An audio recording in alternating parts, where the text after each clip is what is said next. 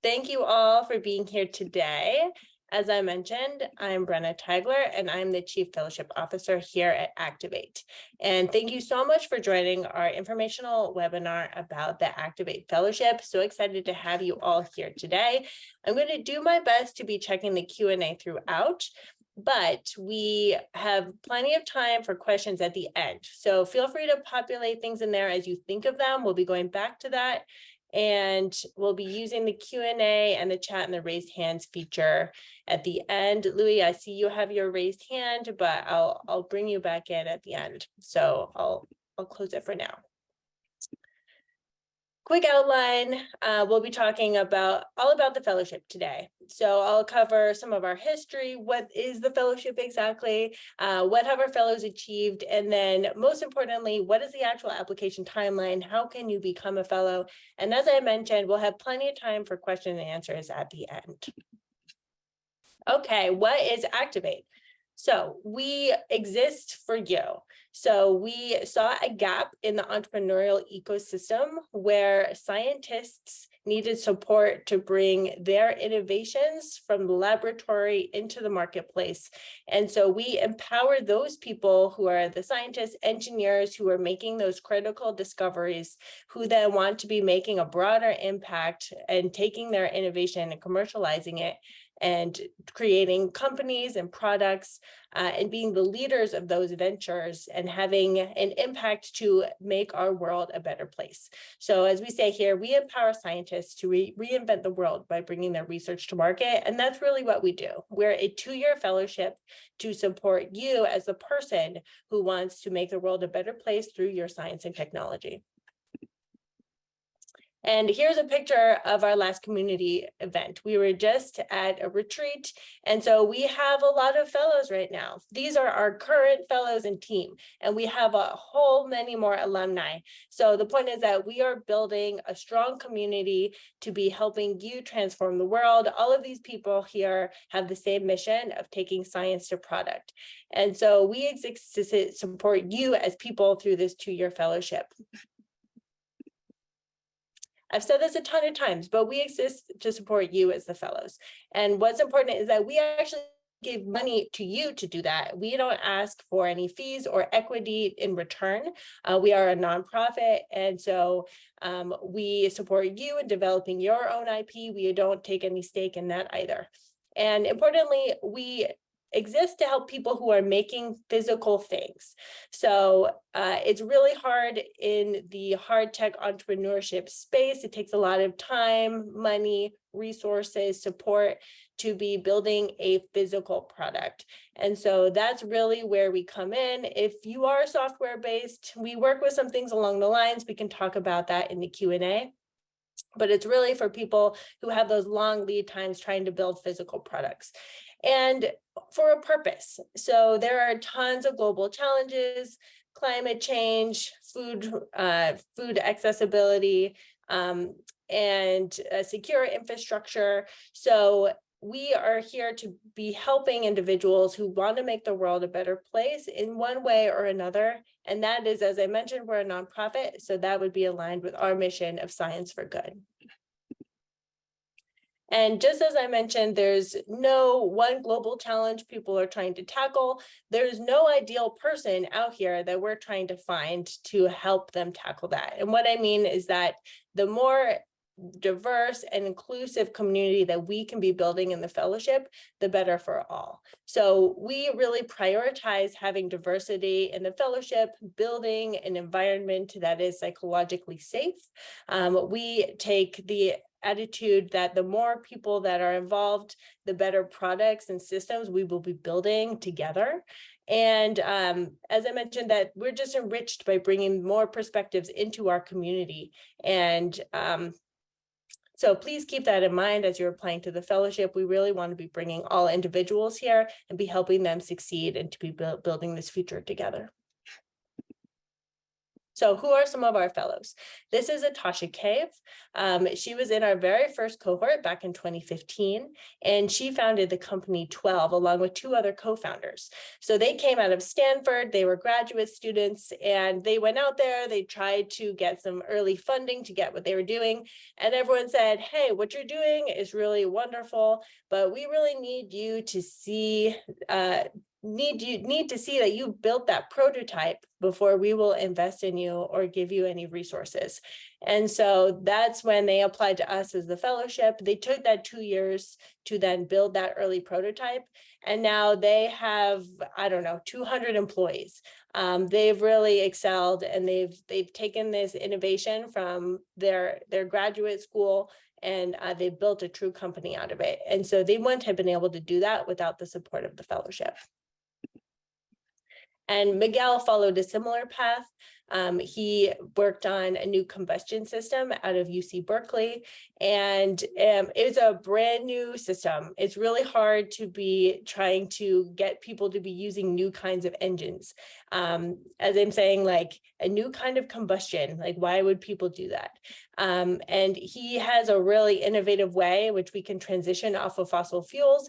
Miguel's interesting. He actually applied to the fellowship a couple times in a row. And I think we were asking those same questions, like we have so much combustion, and why would we want to do more of that when we're trying to move away from fossil fuels? But he was persistent. He applied a couple of times, and then he came into the fellowship, and he's really succeeded. And we love having him a part of our community. So those are just some of the few pathways, but I'll talk a bit more about what those individuals actually did in the fellowship and what you would be doing in those 2 years. So as I mentioned, it's a 2-year fellowship.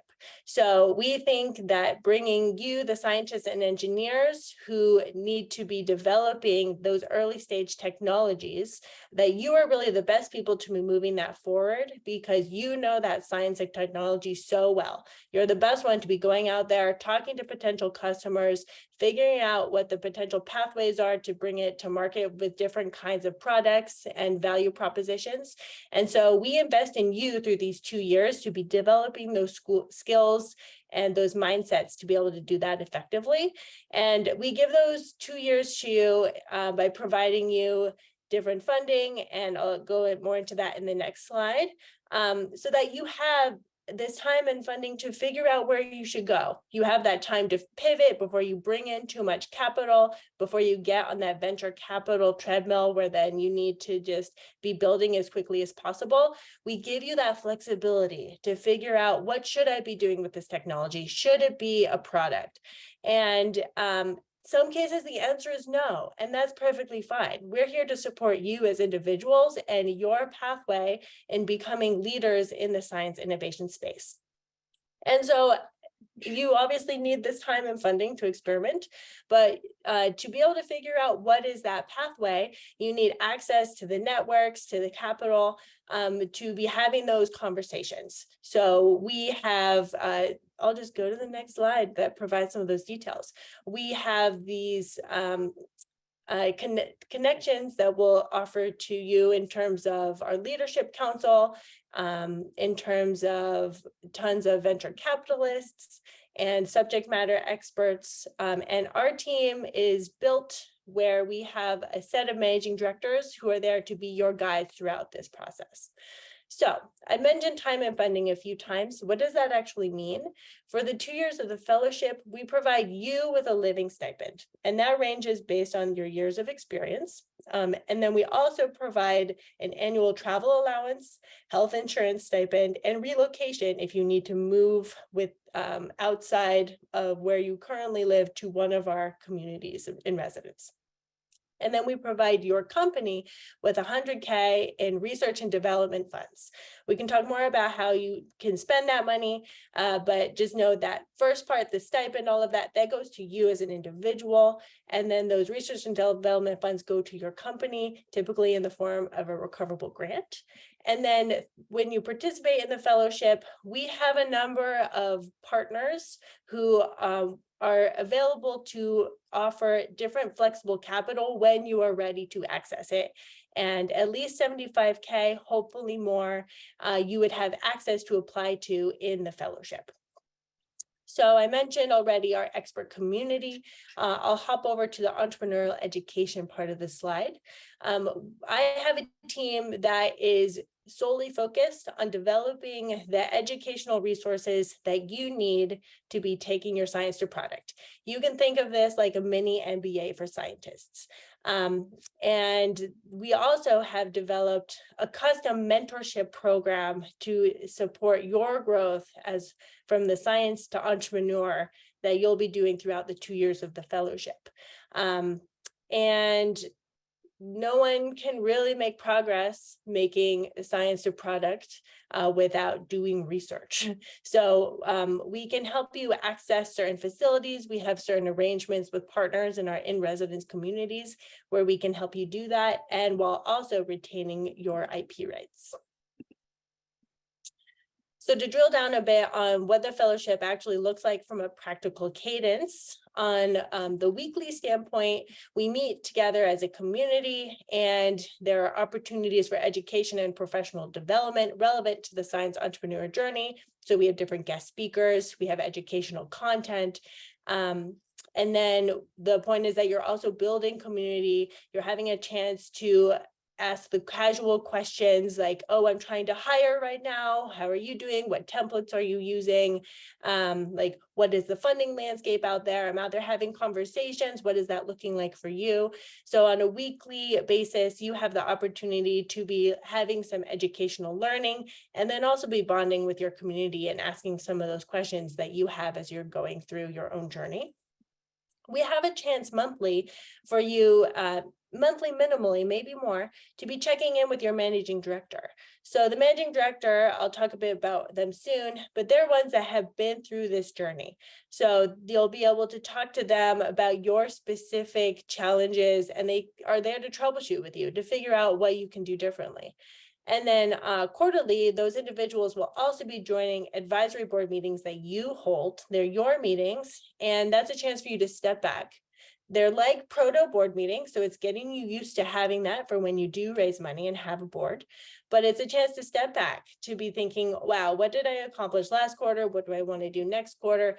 And how can the program really help you in what you need to achieve? Because the 2 years of the fellowship go by surprisingly fast.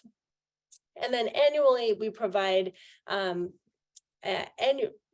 mentorship meetings. So that's a chance to take an even further step back around your professional development. It's like, great, over the past year, what did I accomplish? How did I grow as a person? What else do I want to achieve over the next year? And then we have different ways to engage with our full community. The first slide I showed with all the people, that was our new fellow retreat.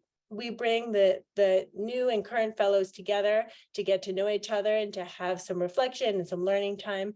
And then we have fun at an alumni reunion where you can meet with the broader Activate community.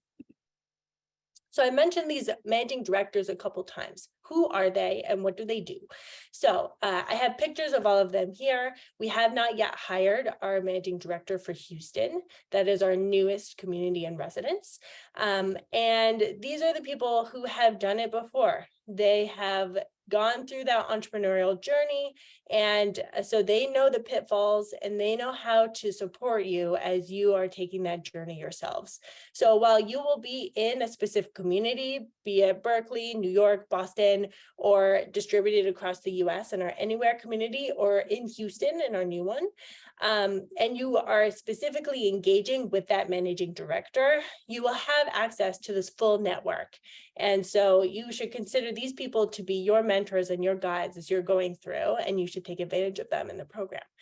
And so each of these managing directors also have their own fellowship team that is there to also provide guidance, support, fellowship logistics, anything you need. And so that's one fellowship manager and associate. And then we've also structured a national partnership team who will be providing you access to our network in the form of corporate partners, investors, government people, etc. And I mentioned all of our communities. Here's where you can see them all throughout the US. So we started in Activate Berkeley, then we expanded to Boston.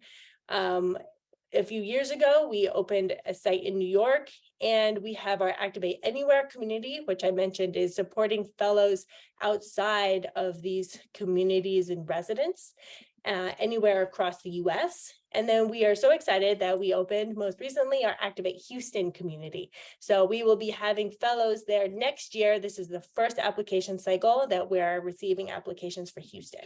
So these are all of our communities, and I'm happy to speak more about them in the Q&A. So I've talked a lot about what is the fellowship, some examples of fellows, but what have they achieved as a whole group? So we've had 188 Activate fellows since 2015, and they've been working in 145 different companies. And collectively, they have raised 1.3 billion in follow-on funding. So what that means is that basically the money that we have put into you as individuals, you have raised 25 times that yourself, but through the support of the fellowship. And that has let them create new jobs, earn revenue, and really get going on trying to have this transformative impact and to be really leading the companies that they were excited to come in the fellowship to develop. And here are some examples of companies that have products that are out there. This first one is Umaro. They're making a bacon made out of seaweed.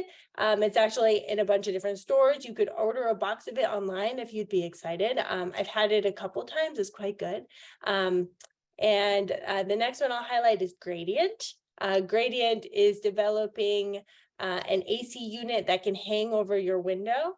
And so instead of blocking your full window, it's hanging down and it's more efficient. So it's trying to tackle the air conditioning GHG refrigerant issues as we scale the use of air conditioning across the globe. And the last one here is Melinda. They have carbon fiber composite material, and it can be used to make things like protective armor for when you're doing sports from one standpoint, and then it can also be used in making cars. So it has a very strong composite material features. But what's important is that you can reuse it. So it's easily recyclable and enables the circular economy. So this is kind of a range of the different types of products we'll have in the companies that we've supported. And while it's important to be talking about the types of technologies people are moving forward, I want to highlight here that this fellowship really exists to support you as people. So we have Sarah Richardson here saying, my company would not exist without the support of this fellowship. And that's great. But the reason I have this slide here is because it's about her. Like, we supported her as a person to get her company going, to learn those skills, to be a scientist entrepreneur. And that's really why we're excited to meet all of you here today, because we're really excited to know who you are as people and what you're wanting to do to make this world a better place. So, great. Maybe you want to be a fellow. What is that timeline and what are we looking for? So Cohort 2024 applications will be opening up this fall on September 19th. And then we'll be running those applications through a rigorous down select process that involves a bunch of internal reviews and external input. We'll be having video interviews with the individuals who make it to the semifinalist round, essentially. That's 30 to 35 applications per community. I mentioned those 5 communities that we have. And then we'll be bringing all those individuals who pass those interviews to a finalist week in late February, early March, where they have a chance to present to our expert community of venture capitalists, corporates, subject matter experts, and share their idea for how they want to use the fellowship to further themselves in their project. And then given that final external input, we make our fellow selections in the early spring to then start the fellowship in June, and to then have a retreat in mid-June to be really philosophically kicking off the fellowship.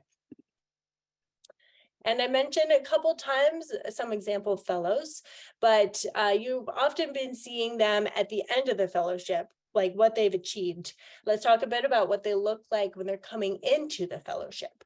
So we're really looking for people that are deeply knowledgeable scientists and engineers who want to grow and learn how to be entrepreneurs. If you already know how to do that, you don't need the fellowship. We're here to help you go on that learning journey as individuals, and who want to be part of our vibrant fellowship community, who want to be giving back, learning from each other, and then who have a credible technology that they've developed that is feasible, meaning it has some sort of proof of concept, or it has some sort of like techno-economic modeling underlying it. So it's not just an idea. It has either been put into practice theoretically or in principle, and is differentiated, that it has something that is unique. And the potential for impact. I mentioned that we are trying to make this world a better place, and that's this last line as well, activates mission of science for good. But if it works, does it matter? What will the world look like if you are wildly successful? That's what we want to know.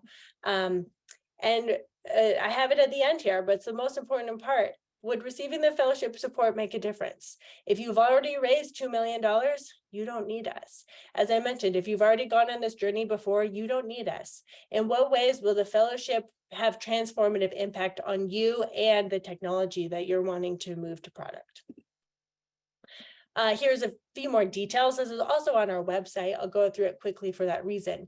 But we expect a baseline level of technical expertise by having a bachelor's and 4 years post-bachelor scientific experience, and that you're leading the commercial development of a hardware-based. As I mentioned, there's sometimes a line that's squishy between hardware and software, but hardware-based innovation for the first time, meaning you haven't done this before, you're not a repeat hard tech founder. And that you are giving up any other jobs that you have to do this fellowship and commit full-time to the project or company. And meaning the whole point of this fellowship is that you no longer have to have it be your side job. We want you to be focusing full-time and trying to make this work for 2 years. And to be able to make that work as a foreign national, you have to be able to legally work in the US for the duration of the fellowship. And we operate in English. And then, so that's about you as a person. For your project or your company, if you have not yet incorporated, it should be science-based, something from the physical, biological sciences, or related engineering disciplines, some sort of underlying scientific innovation is the basis for your company or your project. And we take earlier stage things. It should still be in development. If you're already at full scale product sales, if you're making a ton of revenue off of it, you're probably too late for us. And as I already mentioned, if you've raised over 2 million in private capital, then you're also too late for the fellowship because you're already on your way. You don't need us. You have a pathway. So we're trying to help people get to that point. Some top FAQs, and we'll talk more about these in detail if you wish during the Q&A session. But I'm a foreign national. What does that mean? We have no issues with foreign nationals coming into this fellowship. You just need to be able to legally work in the US for the 2-year duration of the fellowship. And we have some more details about that at our FAQ page and some other resources. We do not sponsor visas.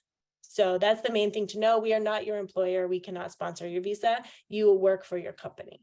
Can I apply with a co-founder? Yes, it's actually encouraged. We take up to 2 applicants per team, per company, and we want you to apply together. You interview together. We know it's very important to be taking applicants together. We don't want to split up founding teams in any way that's counter to everyone's goals. We talked about this a little bit. How early is early stage? Concept stage is fine. You're still working it out. You're still a very early idea. That's fine. But we want to know some sort of proof of concept, some sort of application. And we can talk about details. And then, as I mentioned, if you already have a full product, you're too late for us. But early prototype, you have something starting to work, that is very common coming into the fellowship. What about intellectual property? We take no stake in that. It's in everyone's best interest for you to own that fully. We help you do those negotiations if it's owned by your university. And any partners that we have take the same approach. And that's what we mean by our agreements are designed to protect it. We help negotiate those agreements with our partners where you're doing work in the fellowship. How can I spend the 100K research funds? I mentioned this a little bit, but it's for technical work. It's usually a recoverable grant to your company for technical work. And this is a very common question. What about healthcare biomedical innovations? We've taken a ton of people working in the biology space. I encourage you to take a look at our website and the /fellows page. You can look at a bunch of the fellows in the companies that have worked in the biology space. The main thing, we don't take traditional pharmaceuticals. The reason is that there's already a very clear pathway using the FDA process and different research dollars and venture capital dollars to get those innovations to market. And so keep in mind that we will take something like that if there's the potential to impact other industries. And we can always talk about your specific use case in other ways. So you're still excited and you're like, hey, it is July and I'm not applying till September. What should I do in the meantime? We encourage you to get out there and start talking to people. And we know here, especially outside of academia. So get out of your comfort zone, start talking to potential customers, apply to I-Corps, do it if you haven't yet already, and start figuring out what could be your value proposition. Who could your customers be? Do that market research. And if you haven't already, we really, really encourage you to start doing some techno-economic modeling, start figuring out what the cost drivers are of your potential end product. And we have a bunch of resources for you at our Techonomics page. And it's so important, I'm sure most of you know this, to have a team. You can't do it alone. And so start searching for those co-founders and advisors.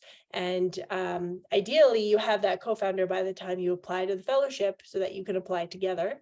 And then keep learning. We have our own entrepreneurial education resources at activate.org/learn, but there's a ton out there. So start going on that learning journey of your own. What to do now? So you made it through this webinar. Thank you. We'll be heading the Q&A very quickly, but we'll be having a lot of different events this summer. We currently have one scheduled for August 2nd with a couple of current and alumni fellows to be talking about their experience and for you to ask them questions having actually gone through the fellowship. And then we'll be having office hours on August 23rd, where you can ask your extremely specific questions about like, ooh, am I software? Am I pharmaceuticals? And we can really dive into the specifics of whether you're a good fit for the fellowship or any very specific questions you have, say, about your visa status and things like that. We encourage you to look at our website. We have a bunch of information on our fellowship page, our FAQ page. We have a ton of FAQs. Please take a look at them. We will probably answer some of what you have already online. And I mentioned this already, but take a look at some of the fellows and alumni we've supported. It can kind of get you a sense of what our community looks like. And as you are thinking about your application in the fall, think about what fellowship community you want to be in. Think about what is your vision and what do you want to be telling us in terms of the product you want to be building, the company you want to be building. Who are your co-applicants? I already mentioned that. But what is that team that you want to be bringing into the fellowship? And the most important, as I mentioned already, how is the fellowship going to really change your trajectory for you and your project? So we are always happy to get questions if you think of them after the fact at apply@activate.org. And if you know anyone that would want to work for Activate, please send us to our job page. And with that, I will stop sharing and let's start going to the Q&A. Okay. I covered the international students aspect. If you have specific questions about your visa situation, I encourage you to email the apply at Activate or to attend our office hours. How do companies that are a good fit for the Activate Fellowship Program compare and contrast with companies that are good fit for SBIR and NSF? That's a great question.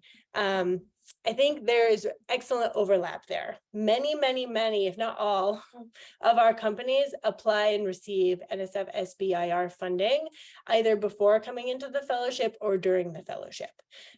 So if you aren't already thinking of applying to NSF SBIR, you should. And if you are a good fit for them, you are likely an extremely good fit for the fellowship. What is your definition of scientist? I hopefully already answered that. We're looking for individuals who have a bachelor's and 4 or more years post-baccalaureate scientist, engineering, technical experience. If you have specific questions about your background, we are more than happy to address that. So either join the office hours again or email us at apply@activate. Yes, we will be sending out a recording of this and we will be putting it on YouTube and most likely posting it on our website. So happy to be providing this after the fact. Please adjust the focus on decarbonization versus carbon removal. We've supported decarb, but it's not clear if carbon capture or sequestration is a priority. That's a good question, Amal. So we support all of those. It's just a matter of what applications we receive and then make it into the fellowship. So we are extremely happy to have carbon capture and sequestration innovations. If that's what you're working on, definitely encourage you to apply. Just because you don't see someone in our community that has worked on something in the past doesn't mean we don't support it. It just means that we probably haven't gotten a lot of applications in that space in the past. The only thing, as I mentioned, that's really off limits per se is the pharmaceuticals or people working on things that are pure software. And I didn't really explain the software piece. The reason is because that if you have a pure software innovation, it's much cheaper and faster to get it to market. So in most cases, those individuals don't need us. Do we have to apply with a scientific research to commercialize? What about hard tech entrepreneurs with a specific problem-based business? So yes, our model is that you are applying with a specific idea, with a specific company or project, and that you work on that during the fellowship. I will note here that people sometimes pivot very dramatically while they're in the fellowship. So you're not stuck to doing that for the next 2 years of your life, but we want you to be sufficiently excited and motivated around that idea that you want to be testing it out and seeing if it is something you'd want to be doing over the next 2 years. So someone's asking about reapplying. If I'm applying with the same idea as I did last year, what should I do differently? Yeah, that's a good question. We have a lot of reapplicants and people that are successful. We mostly want to see progress. So what have you done over the past year? Our team will remember you. So highlight what's changed, what's new. And if you have questions about that, happy to answer more at office hours. Can we apply if research is owned by a professor and we're looking to commercialize the research? Yes, happy to talk about your specific case. We want to make sure you're set up for success. The main thing is we don't want to be bringing people into the fellowship that don't have a pathway to success. So we do not want to waste your time and the 2 years of your life. And so if you're coming in and that professor's IP has already been licensed out to someone else and there is no pathway, that's really tough. But if it's just something you've developed with your professor, it's owned at the university and you need to be negotiating a license, that is extremely common and we help do that. So it kind of depends on the specific situation. If you're ready to be having those kinds of conversations with your professor, go ahead. If you're not, I encourage you to apply and then we can help you navigate those conversations during the application process. We don't want to force you to have a conversation earlier than you or your professor are ready for. What is an acceptance rate? Roughly 5 to 10% of people who apply end up being fellows. Company, are university labs not included? No, university labs are not included. We are taking people who are starting their own startups, their own corporate ventures, to be holding their own IP. University labs, don't think of us as a postdoc. So we take individuals who want to be moving out of that academic environment and then taking their innovation, taking that IP and developing it commercially. Do you accept people in the UK? We've had people come over from the UK to the US. We do require US location and participation. I'm happy to talk about what that could mean for you. There are a couple of reasons. One is we're a US-based company, a US-based nonprofit. Those are our funders. They want to see people in the US. So we want to be having that impact. But the greater reason is that we are building community. So a lot of that happens in person. And so you need to be participating in person to be part of that community. I already answered that question. Who is funding Activate? You can see all of our partners on our website. I don't have the exact URL, but I think it's at the bottom of the fellowship page if you scroll all the way down. Or you can, I think it might be activate.org/partner. What is Activate's thesis on medical technologies? I discussed this a bit, specifically medical devices. We have supported some medical devices. This is kind of a tricky area because we don't have as strong of a network in the biomedical space, and we want to be supporting you the best we can, and as I say, not waste your time. So I'd say if you want to be emailing us, James, about your specific technology, happy to be speaking about it. And then I encourage you to take a look at ones we've supported online. I'll just reiterate, we just want to make sure we have the community and the network to support you appropriately. What are the advantages of being in Houston? Well, I think one of the big advantages of being in Houston is that it's going to be a brand new community. So the brand new communities tend to bond extremely strongly. So if that is really appealing to you, if you want to be part of building a new community, helping set that culture, Houston is a great place to be. Beyond that, Houston as a location is very strong as an energy and healthcare ecosystem. But also look at the different partners in Houston, different kinds of labs where you'd want to work. If we are already on a commercialization pathway, have patented, own 100% of our IP, are attracting investment, this fellowship sounds like what I need, but I'm concerned about waiting 2 years to bring a product to market.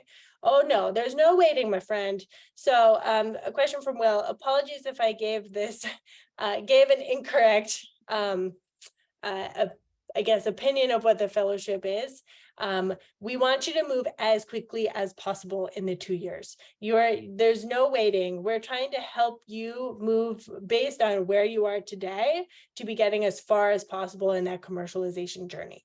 So yeah, if you already have a prototype, if you have a product in the next 6 months in the fellowship, amazing. We'll help you take those steps. I mostly was saying that if you don't already have a prototype, that you need to probably take some time figuring out what is your market out there, talking to customers. People are often a bit earlier stage and need to figure out what is their pathway, what is their value proposition. If you've already done a lot of that, those individuals do come into the fellowship as well with a very strong hypothesis, and we give you the time and the runway to be able to start executing on that. So yeah, the fellowship goes extremely fast. Please do not wait. And also don't wait while you apply. People make a lot of progress between now and when the fellowship starts is nearly a year. So where you are now and where you would be when you start the fellowship will be very different. have you not yet created an Activate in DC? The government has deep pockets. It sure does. So we have staff in DC, we have a lot of connections in DC, and we bring those to you in the fellowship. We don't have an in-residence location in DC. In part, we already have 2 on the East Coast. We're in Boston and New York, and DC is not as strong of an entrepreneurial ecosystem. It is strong for funding of deep tech scientists. I agree with you, but that's why we're not putting people in residence in DC. If you are based in DC, you are more than welcome to stay in DC and apply to our Activate Anywhere community and keep working from there if you have connections, etc. Not a problem. Why would Activate recommend a fellow to move to their site? Is the fellowship in person or remote? So great question, Joseph. Why someone would move to the site? A lot of people have chosen to work in one of our communities in residence. So that's Berkeley, Boston, New York, and Houston. There's a lot of benefits. Those are thriving entrepreneurial ecosystems. So there's a lot of places where you can access lab space, where you can hire staff, where you can make connections with investors and other people. And that is where we have in-person participation on a weekly, bi-weekly basis. And people move there because they feel like that's the best place for their company. It's definitely a personal choice. If that is not right for you, if you're outside of those ecosystems and you don't want to move, totally fine. We started our Activate Anywhere community to support fellows where they are. So that is mostly a virtual community. They also meet on a weekly basis, virtually. And then they meet quarterly in person for trips. They typically go to one of our in-person communities where they do lab tours and they build bonds with each other and meet our community and pieces like that. I already talked about resubmission. Lab access for certain advanced materials characterization is really important. I would say to bring that kind of specific question to our apply inbox or to our office hours, and we can help you determine what community might have access to those types of facilities. But the second half of your question, how does Activate Anywhere work for lab access? We don't have partners across the US in the same way that we do in our in-residence communities. So the Anywhere individuals receive the same 100K, and they sometimes use that to access certain lab facilities and to pay for them. I have an FAQ specifically on this, so I take a look at that. But you basically find and propose to us where you would want to work. Our main requirement is that it allows you to retain your IP rights. And so that means you can't be working in a university lab. You can be working at a university incubator or something related to, but not part of that same university infrastructure. But people work at user facilities at national labs. They work at incubators. There's a lot of different places, and we can help you navigate that as helpful. But know that when you're applying for Anywhere, we want you to have a hypothesis of where you want to work. It doesn't mean that's where you have to work, and we can help you decide whether that's best for you throughout the application process and when you join. How do the entrepreneurial courses look like? So we tried to have a really light load for you, but add a lot of value. So what we currently have is during the first 3 months of the fellowship are something called EOE. It's our, I'm blanking on the name, Elements of Entrepreneurship.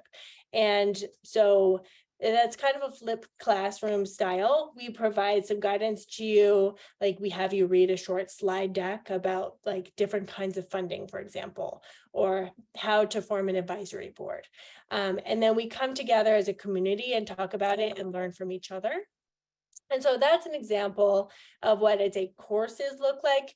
They're more centered on the key skills and mindsets you need to be developing as an entrepreneur and developing connections and shared learning within the community. Is $2 million in SBIR disqualifying? You can raise essentially unlimited public capital. It's only the private capital level that is disqualified. If you've raised like $100 million in private capital, public capital, you probably don't need us. But 2 million in SBIR, you should apply. Sounds good. Come on over. When it comes to legally being able to work, would I need an H-1B visa already approved? You don't necessarily need it approved, but you'll have to be telling us how you're planning on receiving approval by the start of the fellowship. And so you'll see that when you apply, we ask questions where you can tell us what is your pathway to be having a visa to be legally able to work during the 2 years of the fellowship. I'm a PhD working on something that's software-ish. So I can talk a bit about the software, hardware. Well, I guess it's different. Open source platforms and communities. It's a good question. So I've talked a lot about for-profit companies that our fellows are developing. That is not a requirement. You don't need to have like a C Corp, an LLC. Most people are forced to incorporate to hold the recoverable grant that we provide and any intellectual property they're developing. But we talk about whether that makes sense for you as well. If you're developing something open source, that's excellent. That's your own version of impact. I'd love to see what that would look like, and we encourage you to apply. Most people end up finding that they need to be having some sort of for-profit venture to get funding, but not in all cases. So we have a couple people who have taken different pathways. Yes, we do support different pathways other than just for-profit venture capital funded companies. Does the partner in the company need to have the same scientific development experience? In most cases, yes, we're a little more flexible for co-founders, but to be an Activate Fellow, we expect people to mostly meet the same eligibility requirements. Definitely, if you meet the eligibility requirements, you need to be the primary person applying. If your co-founder mostly meets the requirements, feel free to have them apply as a co-applicant on the application. And we can talk about that in the application process around whether the person is close enough to be a co-applicant on the application. If accepted to the program, could I defer my start date? Would it be possible to take leave? So we have some flexibility on the start date. June 1st is when most people start, and that's when we expect people to be participating in, as I mentioned, elements of entrepreneurship, the retreat. We have a lot of formative things that happen. We're a cohort model. So that's when people are developing relationships, learning a lot of the key skills and mindsets. But that doesn't mean everyone starts June 1st. People will start to join things virtually in a light way. But we do ask people to start by September 1st. So it's basically that first quarter, we have some flexibility. People do take leave during the fellowship. We do have a mechanism to do that where you can pause your fellowship, keep receiving healthcare, but not get paid, and take leave. Happy to talk a bit more about what that can mean for you, Hannah. Do you have the application available so we can start working on it? We will post more information about that online soon. When we do, we'll make sure to send an email out to everybody so that you're aware. I'd say the main thing to start working on is a technical vision. Like have it really concise in roughly a 2-pager on like what you'd want to be developing, have a resume. Those are some of the deliverables you'll need to have produced to apply. Already discussed about the co-founder. Must the 100K be written up in grant milestone format? No. That is given to you for technical work. We don't have any strict like ARPA-E style grant milestones that you must be hitting to be keeping that grant. Is September 19th the deadline? That is when we're opening applications. Applications will close roughly a month later on October 17th. I'm based in New Jersey. Am I eligible for New York or anywhere? It depends where in New Jersey. So we draw a radius of 70 miles. So if happy to talk about that, but I'd say map yourself from New Jersey to New York and see if you're within that 70 miles. The reason we said that is because we consider that to be a reasonable distance for someone to be commuting to that community and residence without having to relocate. Talked a bit about devices. Also, y'all, I'm not going to be able to hit all those questions, so I'm going to do my best to hit the next few. But unfortunately, I would encourage you all to save your question and then either join our office hours or contact us in another way if I haven't already answered it. Can the co-founder be a non-first-time scientist? Again, like the co-founder, we have a bit more flexibility in the requirements. So yes, we'll have some flexibility there. So I encourage you to have that person apply with you, and then we can determine that through the application process. What do we mean by traditional pharmaceuticals? Those are ones that can follow that FDA pathway and are going to be something that will be adopted by Bayer or some other big pharma company. I would encourage you to look at HOPA, HOPO, one of the companies that we just took into our Berkeley community.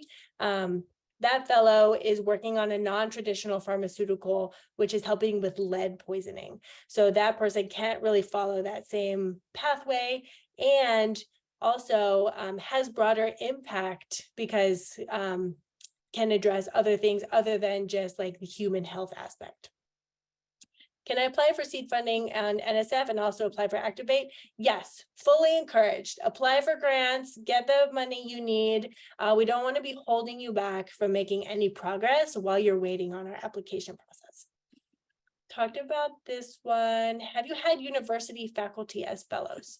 We have had university faculty as fellows. We actually have our first set of 2 individuals who left being faculty to become fellows.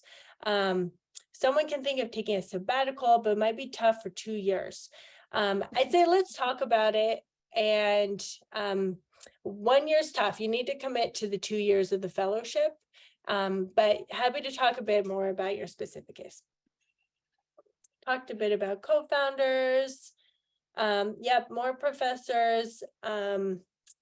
The company is Banyu Carbon, who is being founded by two professors who have left their university. So I encourage you to take a look at their profiles and their background and what they've been doing, and feel free to even reach out to them and see if they're willing to talk to you. Does this fellowship apply to academia, postdocs, PhD students? We often take people right out of academia into the fellowship, postdocs, PhD students, et cetera. Not people who are currently postdocs or PhD students. So it doesn't pay for you to be doing that work while you're in academia. It's something people go to after, but not always. We've had people coming out of industry and other places, and we actually love to see that, national labs. So if that's not your background, don't worry about it.